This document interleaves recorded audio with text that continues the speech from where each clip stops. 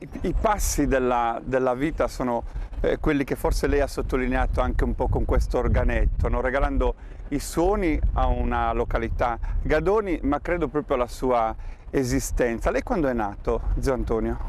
19-2-32. 19-2 del 32. Del 32. Una volta le ho chiesto quando ha iniziato a suonare e lei mi ha detto io da sempre. Sì, da piccolo. Da piccolo. Da piccolo ho cominciato, c'era l'organetto in casa, lo suonava mio babbo e io guardavo sia a lui sia altri in paese che suonavano e mi ha dato una passione questo strumento e così guardando e ascoltando ho cominciato ad apprendere qualche cosa. Quest'arte. Ma è vero che in famiglia non erano molto d'accordo che lei apprendesse quest'arte o come è avvenuto? No, d'accordo, insomma, da piccolo io suonavo, d'accordo, mia mamma diceva a mio babbo perché non lo fai vedere come si suona, perché è matto sempre con quell'organetto che suona, no, non gli faccio vedere niente, se lui è appassionato, stai tranquilla, impara da solo. E così è stato? Così è stato. Lei quindi ha suonato fin da piccolo e sì. Poi che cosa è successo? Non ha avuto un suo organetto da subito? No, difatti mio babbo questo organetto l'aveva venduto nel periodo di guerra.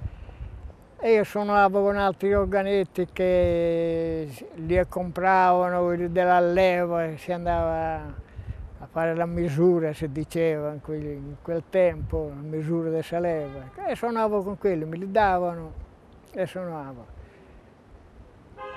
E poi via via ho cominciato a imparare più bene, eccetera, fin quando una volta è capitato il direttore mi voleva bene. Il direttore della miniera dove lei lavorava, lei ha vissuto sì. anche questa esperienza, per 30 anni credo. 30 anni di miniera, e più un altro anno al Taloro, l'ho fatta a Gavoi, quindi sono 31 anni di sottosuolo che ho lavorato, sempre sottoterra. Lei mi diceva, il suo direttore le diede un premio proprio anche per la sua capacità, la sua devozione al lavoro, di 30.000 lire. 30.000 lire. E cosa accadde con queste 30.000 lire? 30.000 lire ho detto, va, cercherò di comprarmi un organetto. E capitato in Arezzo e uno vendeva un organetto e subito sono andato e ho pagato 30.000 lire. Ed era di seconda mano questo organetto. Oggi ne ha qualcuno di più? Oggi ne ho 10. 10. Tra l'altro la cosa molto bella è che lei ha messo al servizio anche dei suoi figli questa esperienza. Sì, no, non hanno voglia di andare in palco, suonare, capita, così già suonano, né a dire che no, anche con il gruppo è capitato di suonare. Però non hanno... È rimasta una passione privata. Sì. Lei ha 4 figli, sua moglie. Una bella famiglia. 4 nipoti, cioè 8 nipoti, 2, 4, 6, 8. E anche di loro qualcuno comincia ad avere l'interesse per lo strumento? Sì. Infatti a una gli ho regalato l'organetto, stava cominciando a imparare. E ho detto, va, se continui ti regalo un organetto. Sì, continua, adesso gli ho dato un organetto. E lo suona. Lei sta oggi, cominciando a suonare. zio Antonio, ha 74 anni e questa memoria che la porta lontano, quindi fin da bambino, insomma, questo suono che riecheggia nella sua vita, le ha consentito anche di conservare, di mantenere alcuni balli che altrimenti sarebbero andati perduti. Su Ballo Antico, per esempio, lei lo ha ascoltato da un suonatore? Da un altro suonatore di Gadoni, ne ho preso, suonava sempre poca musica, faceva, però io l'ho un po' ingrandita così. mi ha ricordato e lo suono. E difatti poi ho imparato anche il gruppo. Ballo fare antico il che ballo- oggi ballo portano antico. nelle Sì, piazze e in sì, tutto il mondo, sì, perché sì, il sì, gruppo di Gadoni anche con lei, insomma, ha visitato tanti luoghi e tante piazze. Come si chiamava sì. questo suonatore di Gadoni di una volta? Se lo ricorda? Mio padre Suo padre come? Raffaele De Ida, E il suonatore del suo ballo antico? e suonatori Giuseppe Piagos. Silvio Piano. Però mi dicono che Ed lei infatti poi... gli anziani Sì. dicevano, perché come suonava sul ballo Sagapisedda, sembrava che diceva Sagapisedda, Sagapisedda, Sagapisedda, Sagapisedda, sa. Ecco, e io ho imparato Questo è rimasto. sì. Però mi dicono che poi lei nel tempo, in questi diciamo 74 anni di musica, visto che suona da sempre l'ha anche ascoltata, poi ha creato dei suoni nuovi che sono entrati di innesto nella tradizione, quindi anche lei poi ha dato vita a dei balli che oggi portano la sua firma, che sono i balli di Antonio De Ida, Sadanza. Sì, Sadanza l'ho inventata io. Ed è uno dei balli È una ovviamente balla, più applauditi. Beh, non è più applaudita, ma a tutti i modi è nostra, è mia, è danza di Gadoni. Noi quando presentiamo questa danza gadonese. Ha una sua identità, un suo nome e una firma, appunto sì. Quella che lei ha fissato, questi passi della memoria, queste tracce, queste mani. È vero. Io le volevo chiedere ancora una cosa. Ci sono delle tradizioni di una volta che lei ha conosciuto, anche legate al suono dell'organetto, che oggi non ci sono più a Gadoni? Ricorda una festa, una ricorrenza? Sì, per Santo Giovanni, diciamo. San Giovanni si uscivano i giovani, anche gli anziani erano i più che cantavano, io accompagnavo l'organetto, cantavano molto, muttetto frurigoso, si diceva, che cantavano le ragazze, facevano la dichiarazione.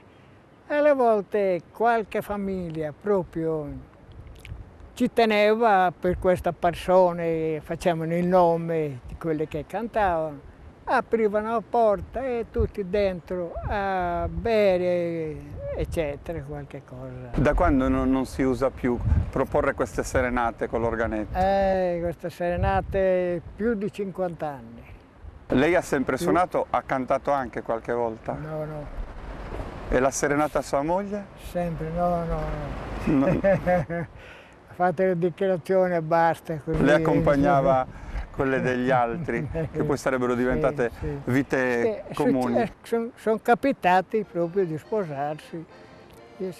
Dopo questo incontro. Questa vitalità veramente l'ha sempre conservata così?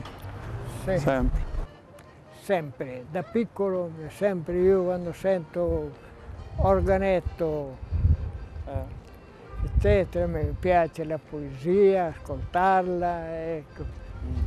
E secondo lei, ecco, escluso lei, qual è stato a memoria il suonatore d'organetto che le è rimasto più impresso, che le piace di più per il tratteggio, qual è? Tutti gli organettisti ne conosciamo tanti, ne conosco tanti, mi conoscono, eccetera. E anche davantieri ero a Burgos e c'era un organetista che ci conosciamo da tanti anni. Che è Mondo Vercellino? È Mondo grande. Sono andato, l'ho salutato e mi ha conosciuto subito, è Antoni. Poi anche un uomo molto simpatico, Mondo Vercellino. Sì. Molto simpatico. Sono più anziano, di un anno. Ah, lei è più anziano di Mondo? Quindi tra Mondo Vercellino, che è una delle nostre colonne, e lei vince di un anno. Di un anno. Bisognerebbe chiedere a Mondo quando ha iniziato a suonare, se ha iniziato prima o dopo di lei. Mondo. Anche lui credo da sempre. Penso di sì, che anche lui abbia suonato da piccolo. Perché è un bravo suonatore, uno dei migliori. Adesso ce ne sono tanti migliori, meglio di me e anche meglio di lui. Ecco. Ma lei quando si stanca di suonare, quando dice adesso basta perché non ce la faccio più? Non mi sono mai stancato. Mai stancato. Lei potrebbe suonare per ore? Ore, chissà quante volte. Suono per ore. E a dire che anche l'altro giorno, il mese scorso in Olanda, c'era uno e ha detto, ho guardato, c'eri 2 ore suonando e non ti sei ancora stancato. E io non lo suono sempre, fin quando mi dite basta, e allora mi fermo. Mi fermo. Ma cosa che mi fa ridere è che dice l'altro giorno in Olanda, come se fosse dietro l'angolo. Guardi che lei ha già 74 anni, si deve riposare un pochino, O non se ne parla proprio? No, non ho intenzione di fermarmi. Allora, guarda. Ho l'intenzione di proseguire, di andare avanti con l'organetto. E l'organetto mi sembra che mi dà salute, mi dà vita. E questi ragazzi del gruppo folk che tanto le vogliono bene? Sì, mi vogliono bene. Mi ha detto...